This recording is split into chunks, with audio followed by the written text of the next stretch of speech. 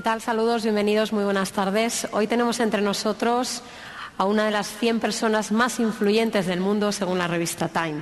Se trata de Stewart Butterfield, el joven cofundador de Flickr, el sitio web más popular, también el más original para compartir fotografías en la red. Las webs participativas han cambiado nuestra manera de relacionarnos entre sí, han cambiado también nuestra manera hasta de entender la cultura y de consumirla. El futuro de cualquier organización, de cualquier empresa, está precisamente en abrirse a este tipo de webs, incorporarlas en nuestro negocio. Para hablar de todo esto y sobre todo del auge de los medios de comunicación sociales, pido por favor un aplauso para Stewart Butterfield.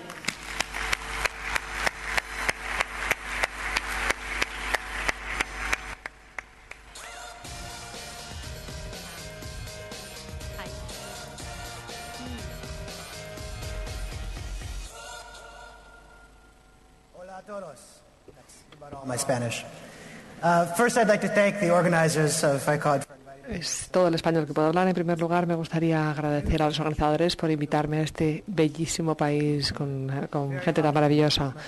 Tenéis mucha suerte de vivir aquí, no olvidéis. Voy a hablar de Flickr, evidentemente, y voy a dar un poco el contexto para el éxito de Flickr, una de las lecciones que aprendí en este proceso, y un poco más del contexto general, los medios sociales, el contenido generado por usuarios, las frases que queramos utilizar para describir lo que ha sucedido durante los últimos 5 o 6 años en Internet. Esta es la situación actual de Flickr. 80 millones de usuarios únicos, más de 4,5 millones de fotos que se cargan todos los días, 4.200 millones de fotos en total. Cada segundo 45.000 fotos salen de Flickr al mundo. Esto para mí es impresionante, porque me acuerdo cuando teníamos 100 fotos por segundo y las noches que pasamos en la instalación del servidor añadiendo servidores y servidores. Y 45 millones de usuarios inscritos y cada día se utilizan 14 terabytes. Lo que mucha gente no sabe es que el comienzo fue un poco accidental. Nosotros empezamos la empresa en realidad para jugar un juego basado en Internet de usuarios masivos, y esto fue en 2000.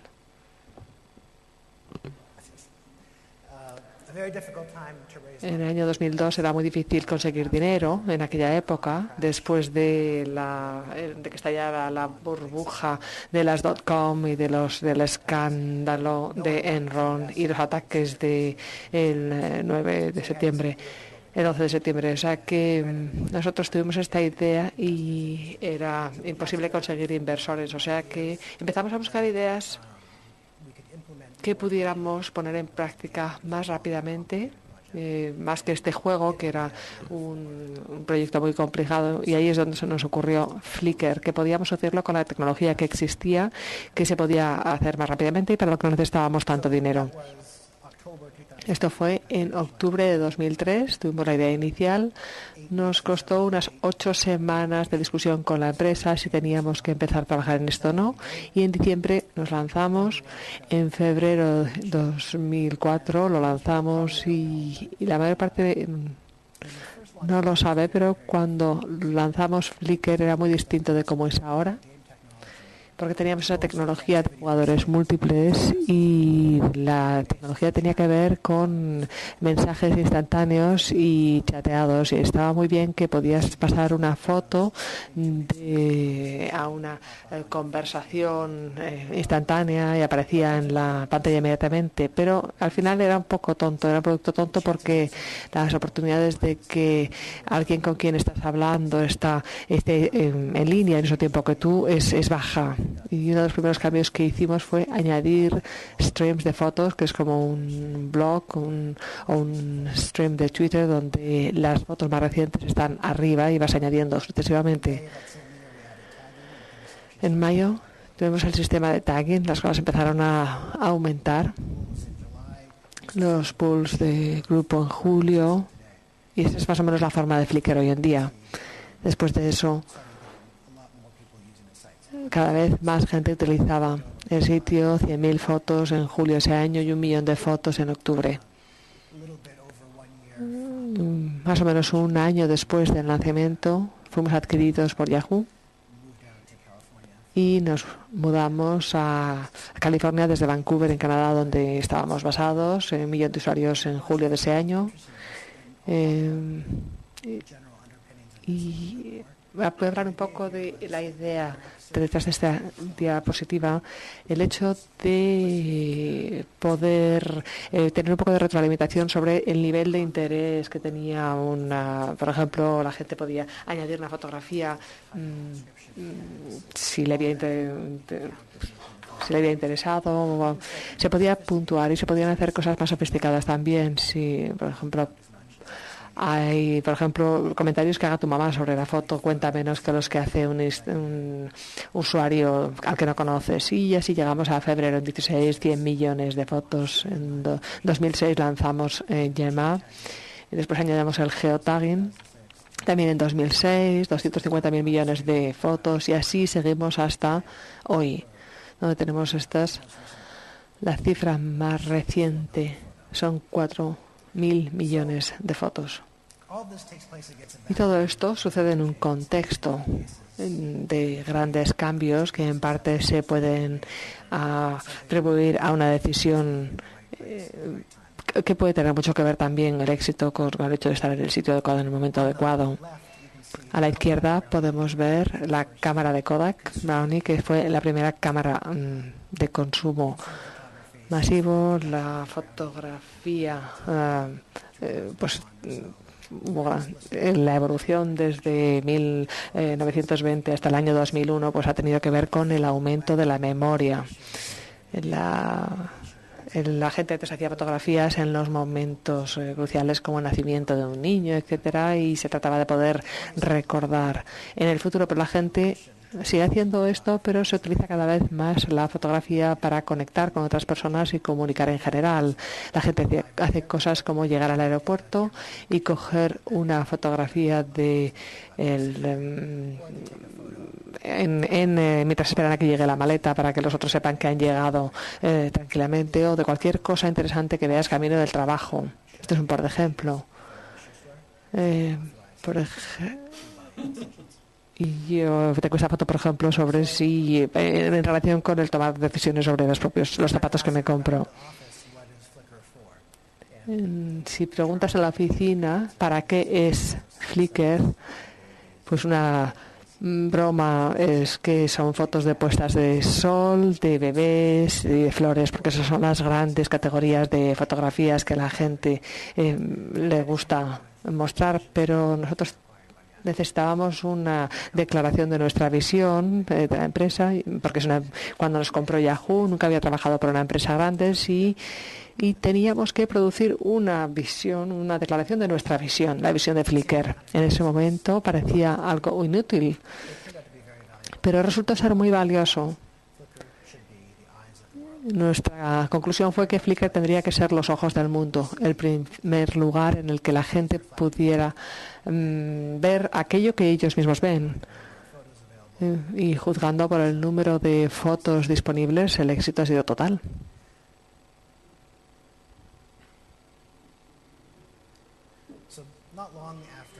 No mucho después de lanzar, y digamos durante los últimos 5 años, hemos visto muchos ejemplos de los ojos del mundo. Esto es una de las primeras fotografías que recuerdo que me envió Wire Services. Esto es una protesta en París en 2006. Las fotografías que tomaron los usuarios de Flickr de aquel acontecimiento fueron por lo menos tan buenas o incluso mejores que las de Reuters, de EFE, etcétera. O sea que, y esto se produce cada vez más. Este es más reciente. Este es de marzo o abril en la cumbre del G20 en Londres. O sea que hay mucha buena fotografía. Pero la primera vez que vimos esto fue en septiembre de 2004 y esta era la embajada australiana en Yakarta. y en aquella época había muchos menos usuarios que ahora, pero lo interesante para mí no es solo que esta primera foto se subió a Flickr antes de que se publicara la historia en la CNN, sino el hecho de que 3 personas distintas subieron fotografías en la primera hora de la explosión de la bomba. Y si pensamos en esto, 60 personas, la oportunidad de que 3 de ellas estén en Yakarta y tengan una cámara consigo y tengan acceso a Internet en una hora después del acontecimiento y lo puedan captar, pues parece que las probabilidades son escasas y, sin embargo, ese caso se está multiplicando. 4 millones de usuarios. Cada vez que hay algo que se puede fotografiar y que se produce o que es parte de las noticias, pues se fotografía inmediatamente, y así lo vimos el año después de las bombas en el metro de Londres. Para entonces teníamos miles de fotografías 15 minutos después de que estallaran las bombas, y a lo largo del día cientos de miles de fotografías, desde niños desde carteles fuera de los colegios diciendo no contéis a los niños lo que ha sucedido, no les habléis de la bomba, o amigos, gente diciéndole a sus seres queridos que estaban bien. Lo que es todavía más interesante es que en septiembre de 2004, con ese mismo número de usuarios, no fue solamente las bombas de Yakarta, sino todas estas fotos de Indonesia. Incluso entonces, con un número de usuarios tan pequeño, probablemente era el mejor lugar al que acudir para ver fotografías de Indonesia si te interesaba ir allí de viaje o querías saber más sobre su cultura, su historia, su geografía. Y eso es todavía más cierto hoy. También en ese momento esta frase se hizo mucho más popular, el contenido generado por usuarios. Lo vimos mucho, las empresas estaban involucradas en contenido generado por usuarios, y yo la odio totalmente por un par de razones. En primer lugar, si pensamos en contenido, el contenido es información, entretenimiento, material educativo, pero es aquello que llena las horas de emisión o los centímetros de columnas. Si uno es un editor o de un periódico, pues hay que llenar ese espacio desde el punto de vista del sector, de la industria. El contenido está para vender publicidad. O sea que el contenido es una expresión que viene desde el punto de vista del negocio, frente a algo que en realidad es una actividad humana e interpersonal, porque eso no es lo que generan los usuarios. Si pensamos en su motivación para utilizar Flickr, lo que ellos quieren hacer es crear o mejorar su relación con otras personas. Quieren mantenerse en contacto con los amigos y la familia, quieren ver cómo van creciendo por ejemplo, los sobrinos. Tengo un sobrino de 5 años y su madre ha estado poniendo fotos desde que tenía 1 año, casi cada día. Así que aunque no le veo en la vida real, más de una vez al año, así, sí que puedo verle poner el cubo de material reciclado en la cabeza y fotos de imágenes de su vida diaria. La gente también cuelga las fotos porque quieren algún tipo de reconocimiento. Mirad esto, qué buen fotógrafo soy, o porque comparten su producción artística. Y también hay gente que está defendiendo alguna idea que tengan, desde el ideal de la paz o promover cambios políticos. Y como el contenido, igual que, y así como no me gusta esa expresión tampoco la de los medios sociales. En inglés los medios los vemos de 2 maneras bastante distintas. La primera es un término más genérico, los medios en el sentido de el lugar en el que se produce algo. Por ejemplo, decimos que el aire es el medio para el sonido. Y también hablamos de los medios en relación con los medios de comunicación, la publicación, en sentido de el negocio o uno de los pilares de la sociedad. Pero Cuando utilizamos la frase los medios sociales, en el segundo sentido, estamos una vez más hablando como hombres de negocio. Estamos utilizando algo para lo que solíamos contratar a profesionales para hacer fotos o grabar vídeos o para escribir, y hacemos que la gente lo haga gratis. Y utilizar el uso de los medios sociales en el primer sentido es más interesante, porque de pronto tenemos un medio a través del cual podemos comunicarnos. Y ese medio es fundamentalmente social. Desde los primeros días de Internet, las aplicaciones más interesantes siempre han sido las que permiten que la gente se comunique entre sí, frente a aquellas de tomar algo como la televisión y colgarlo en la web, o coger algo como la música y ponerlo en Internet. Es mucho más potente dejar que la gente y permitir que la gente se conecte entre sí. En Flickr concretamente había 3 tendencias. Una es, no es una manera estupenda de decirlo, pero la capacidad, el hecho de que hay muchísimas cámaras en el mundo. ¿Cuántas cámaras hay en el mundo?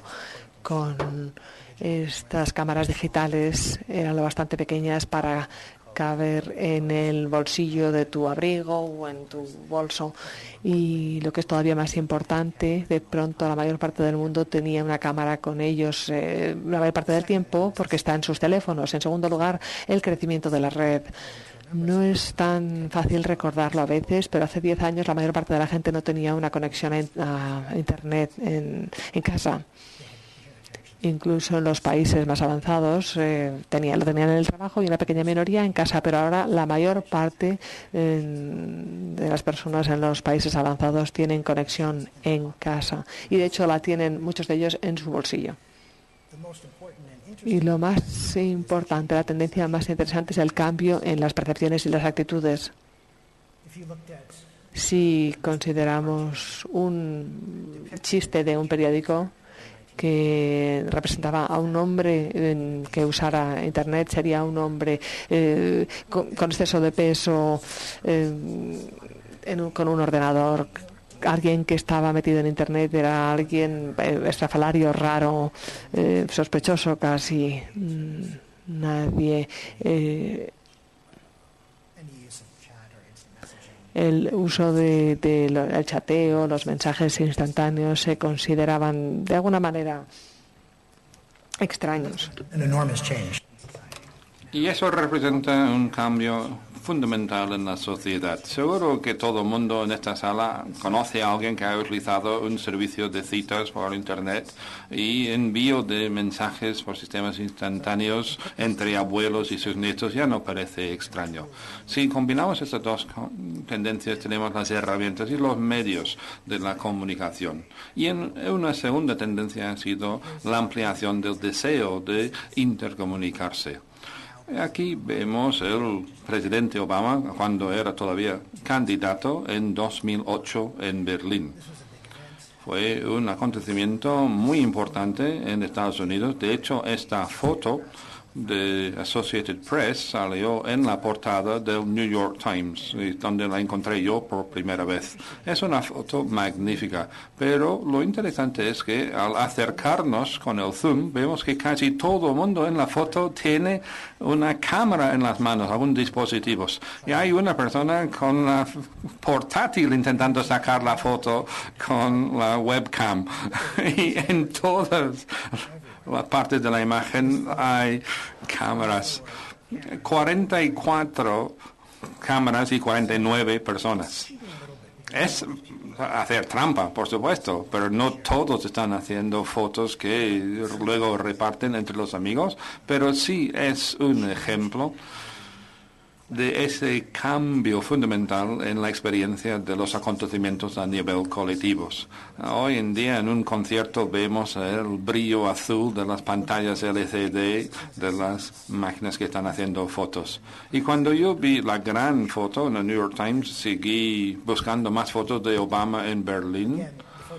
Y veo estas otras imágenes y son igual de buenas que las fotos profesionales de AP, Reuters o France Press. Y son imágenes de la reacción, de la emotividad de las personas en la muchedumbre.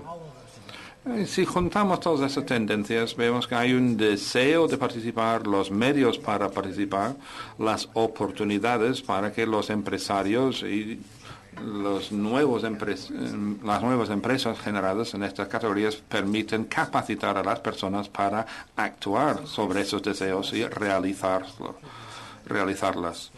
Voy a saltar rápidamente por algunas de las lecciones aprendidas en este recorrido por Flickr. Hay que tener una verdadera disposición para hacer las cosas. Hay que comprometerse. Nosotros nos comprometimos con los usuarios de Flickr de una manera que no era habitual en la interacción empresarial con clientes entonces. Por lo menos no era tan frecuente como debería ser. Es una interacción directa mediante la escucha activa y colocar a las personas individuales, no a través de portavoces. Era Stuart Butterfield y los verdaderos trabajadores de Flickr que contestaban a las preguntas.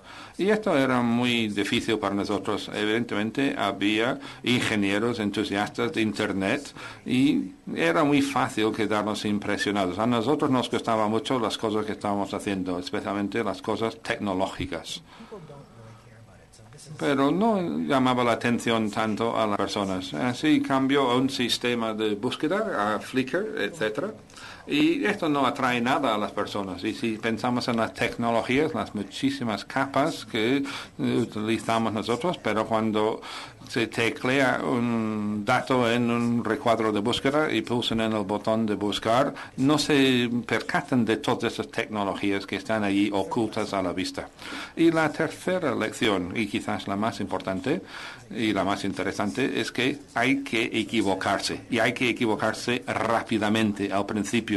Porque, como he dicho antes, Flickr ya no es como es al principio, porque nos equivocamos al principio. La gran mayoría de las cosas que hicimos en primer lugar estaban mal. Y si no las hubieran hecho entonces y no las hubiera corregido, entonces no habría aprendido a hacerlas bien después.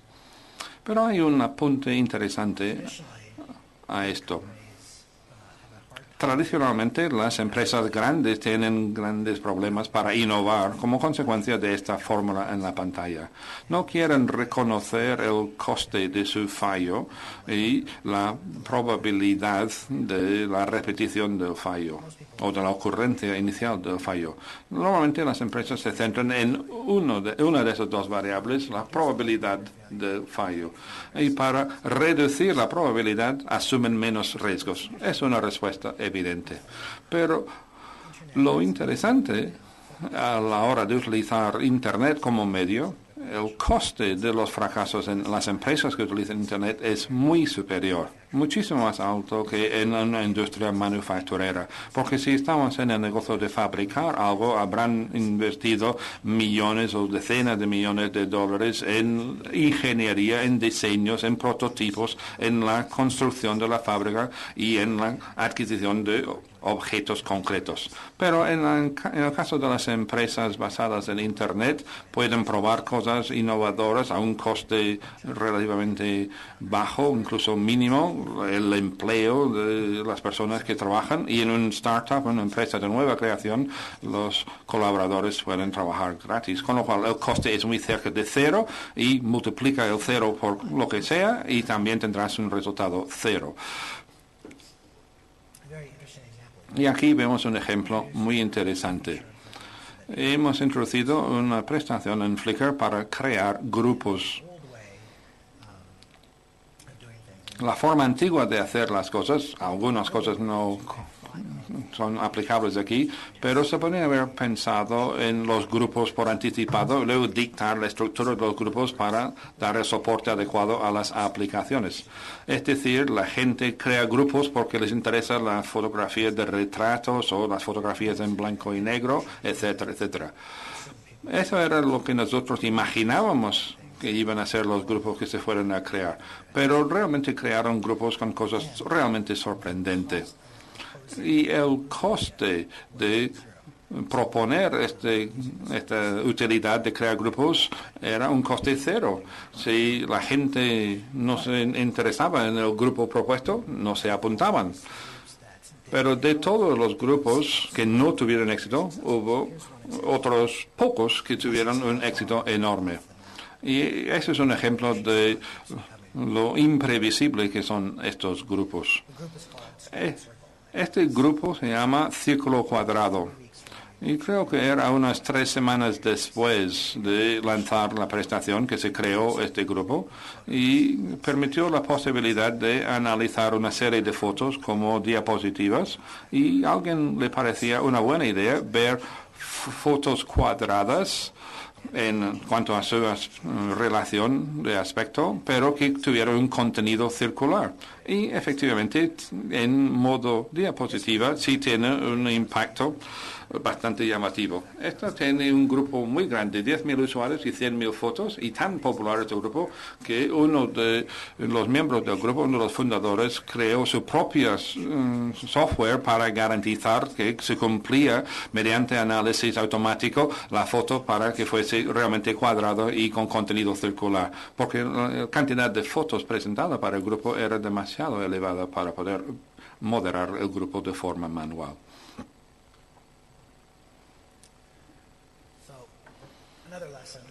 Otra lección importante que es también difícil para muchos empresarios, y hay que reconocer que una idea, sea la que sea, no tiene valor.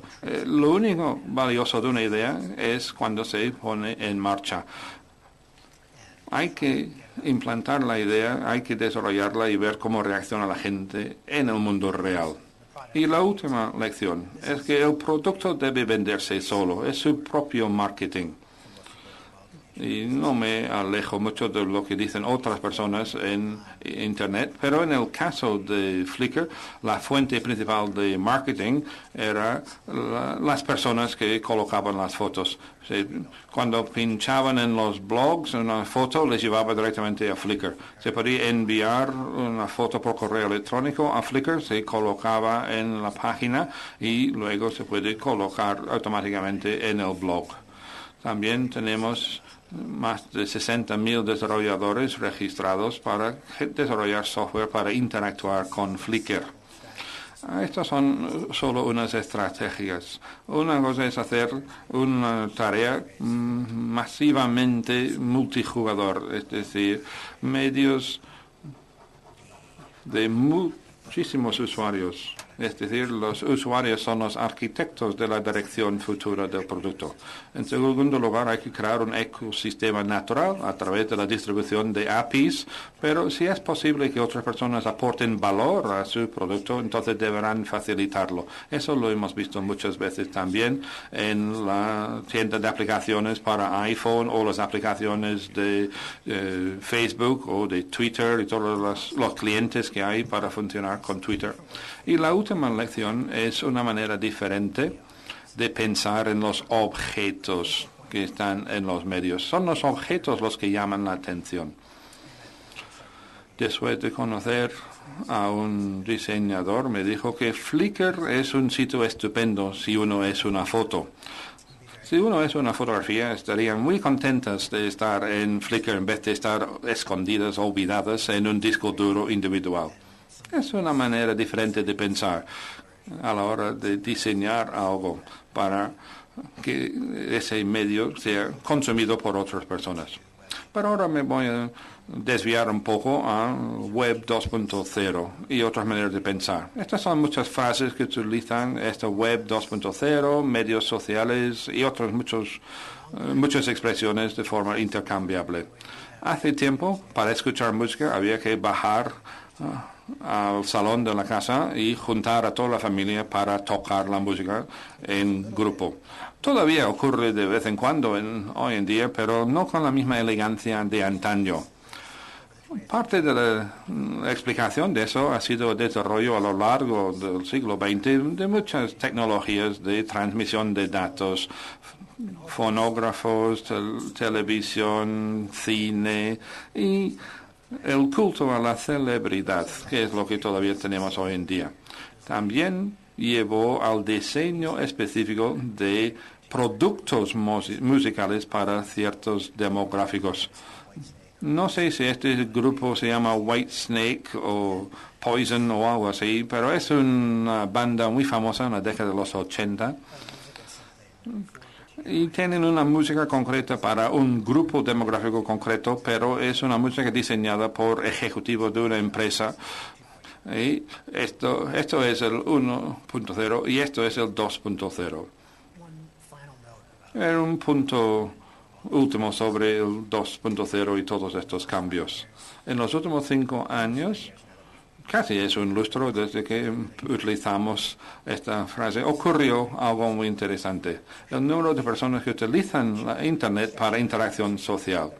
Este gráfico va desde principios de los décadas de los 90, que es cuando yo me conecté. Utilizan BBS y correos electrónicos. Existía Internet, pero no era de uso popular. En 94, 97, la web, la red, empezaba a ganar función. Entramos en el mundo.com. Desde el lanzamiento de Friendster en 2003, MySpace poco después, luego Facebook y más recientemente World of Warcraft y Twitter. Y si analizamos la parte derecha de ese gráfico, está subiendo muy a la derecha. No hay datos que corroboran este gráfico, pero no importa. Lo que refleja es la realidad. Es un cambio muy evidente y palpable, especialmente en los últimos 2 o 3 años. Cuando Friendster llegó a 1 millón de usuarios, se celebraba. Y ahora en Facebook solo celebran los centenares de millones. Y también vimos un auge en estas campañas de fidelización. Parecía extraordinaria, pero ahora lo tenemos que comparar con Twitter, que ha disparado, y YouTube ya nos le hace sombra. Pero todo esto ha añadido algo muy interesante para todo el mundo en el planeta, porque hoy en día todo el mundo tiene interés. A mí me encanta la comida, a todo el mundo le gusta comer, a la gente, mucha gente le gusta ver la televisión, pero hay otras personas que tienen intereses muy específicos. A mí me gustan mucho los juegos de tablero, los juegos de mesa alemanes. Me encanta también hacer el pan en casa.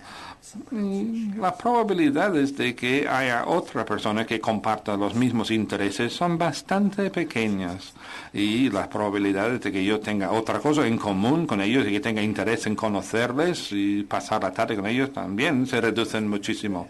Pero lo que ha logrado Internet siempre es ayudarles a encontrar a alguien que comparta los mismos intereses. No importa si es hacer pan en casa o amante de los juegos de mesa alemanes o cualquier otra combinación de actividades que se pueda hacer.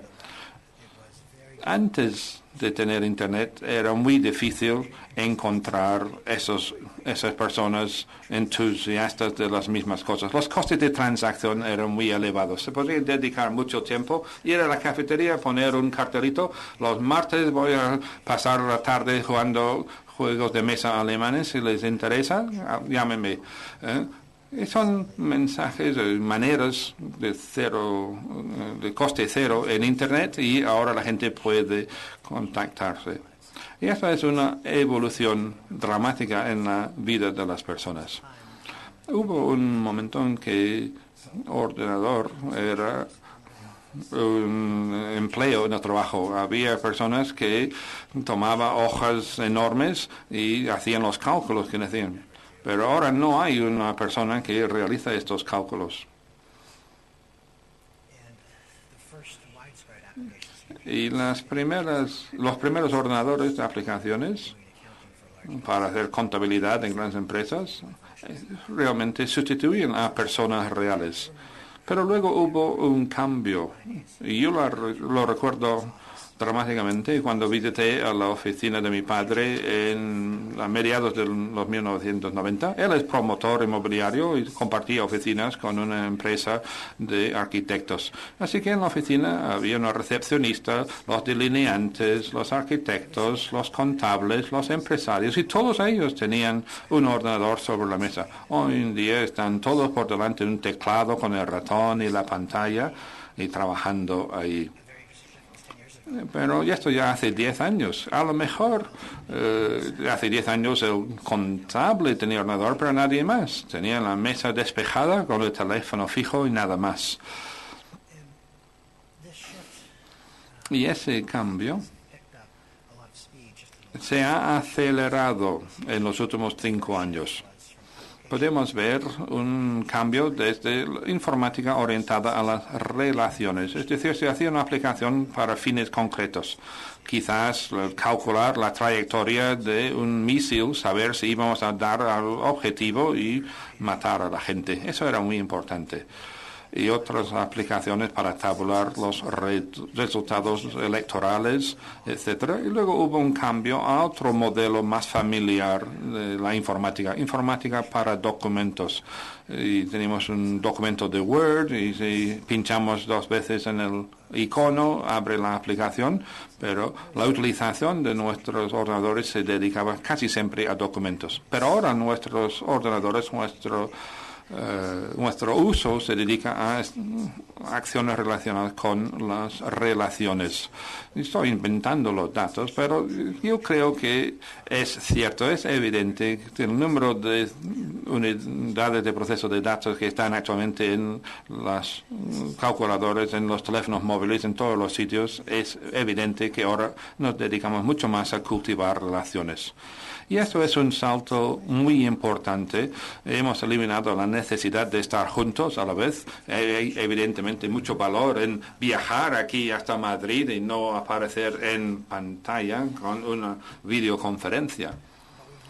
Pero hemos retirado la necesidad de viajar para poder comunicarnos. Cualquier persona puede comunicar con cualquier otro miembro de nuestra especie en cualquier punto de la superficie del planeta a la velocidad de la luz.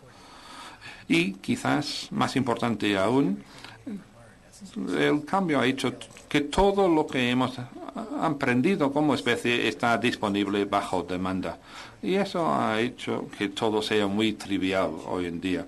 Seguro que han estado en una cena y en una charla después no se acuerdan de si alguien ha muerto o no hasta que lo consulten. No se acuerdan del año en que Holanda ganó a Alemania en la Copa del Mundo y lo tienen que consultar. Pero son ejemplos triviales. Pero otro más importante es que cuando yo tenía 7 años tenía que hacer un ensayo para el colegio. Tenía que ir a la biblioteca y estudiar un montón de libros para escribir algo sobre Cristóbal Colón o Vasco da Gama. Y lo consulto en Google ahora y tengo la respuesta en pocos segundos.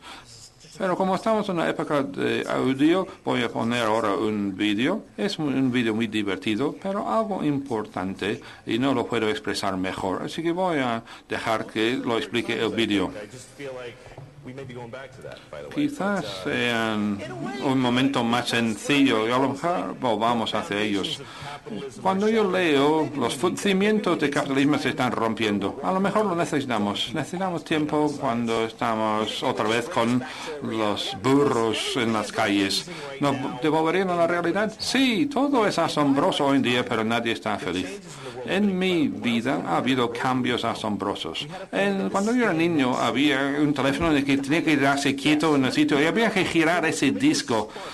Y había chispas incluso al girar el disco. Y odiabas a la gente que tenía ceros en el número porque era más trabajo marcar su teléfono. 2 ceros seguidos, este no le llamo más. Y luego, cuando no había nadie en casa, el teléfono sonaba y sonaba solitario. y para conseguir dinero había que entrar dentro del banco y solo abría 3 horas al día, escribir un talón y con tu nombre, y cuando no había dinero decía, pues ya no puedo hacer nada más, ya no me queda dinero para hacer nada. No existían tarjetas de crédito, ahora sacan una máquina y había que escribir algo y luego tenía que hacer una llamada al presidente para ver si tenías fondos. Era ridículo. ¿Creen que hoy en día, en el siglo XXI, damos la tecnología por descontada? Sí, por supuesto. Vivimos en un mundo realmente asombroso y está desperdiciado en un montón de idiotas mimados y no les importa nada. Tienen su teléfono y dicen, no contesta, es que déjale un segundo, si tiene que subir hasta el espacio y volver, y el mensaje tiene que venir a la velocidad de la luz.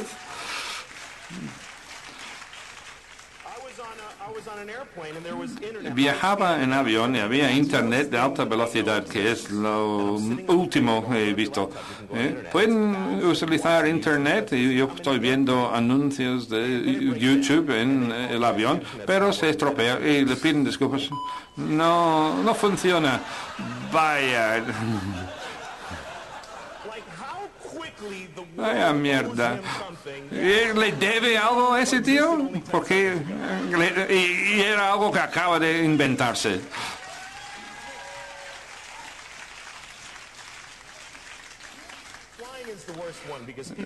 El avión es lo peor, porque la gente baja de un vuelo y les cuentan la historia del vuelo. Actúan como si fuera una película de horror.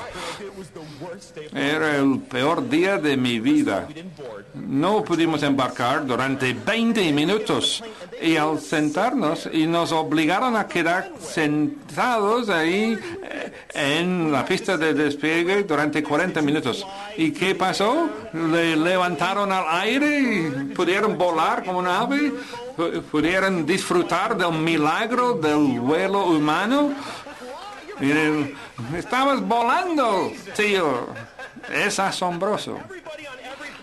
Todo mundo en todo avión debería sentir la alegría de poder volar. Estás en una butaca en el cielo.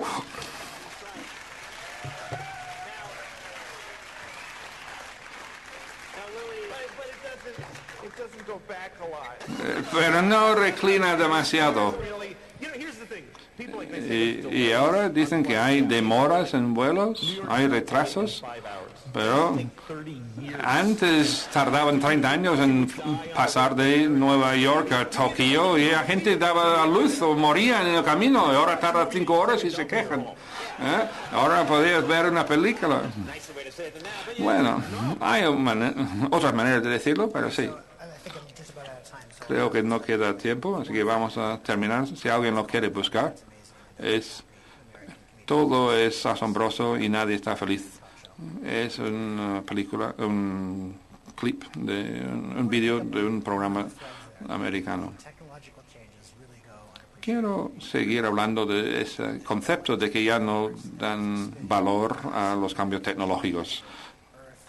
Hace millones de años había una masa de aire que se consolidó en tierra, y luego llegaron dinosaurios y algo que se parecían a personas, y luego tenemos ese patrón de la evolución. Pero yo creo que el desarrollo de Internet como medio de la sociedad es tan importante como cualquier cambio tecnológico que hayamos sufrido en la historia de la especie, como el desarrollo de la lengua, la capacidad de poder pasar los conocimientos de los padres a los hijos, o un cambio tan importante como el desarrollo de la agricultura o la división de la labor o el desarrollo, el invento de las máquinas de imprenta. Todo eso han hecho un cambio fundamental en cómo actuamos nosotros en la superficie de la Tierra como especie. Y Internet es tan importante como esto, pero no tiene la misma apreciación. Así que le quiero dejar con este pensamiento, atribuido mucho a Paul Aza, pero es un poco más antiguo. Es un axioma muy conocido para algunos psicólogos y economistas, que solemos sobreestimar los efectos a corto plazo. Esto lo podemos ver en 1998. Había negocios de .com con más éxito, todo el mundo se animó y todos los viejos negocios iban a morir y serían sustituidos. Pero, al contrario, también infravaloramos los efectos a largo plazo de los cambios tecnológicos. Y creo que seguimos infravalorando la significancia de los desarrollos tecnológicos, de los contenidos digitales, de los contenidos generados por usuarios y los medios sociales. Estos cambios van a hacer que las vidas de nuestros bisnietos, tan diferentes como nuestras vidas de nuestros bis y tatarabuelos. Y con eso les agradezco a todos su atención y muchas gracias.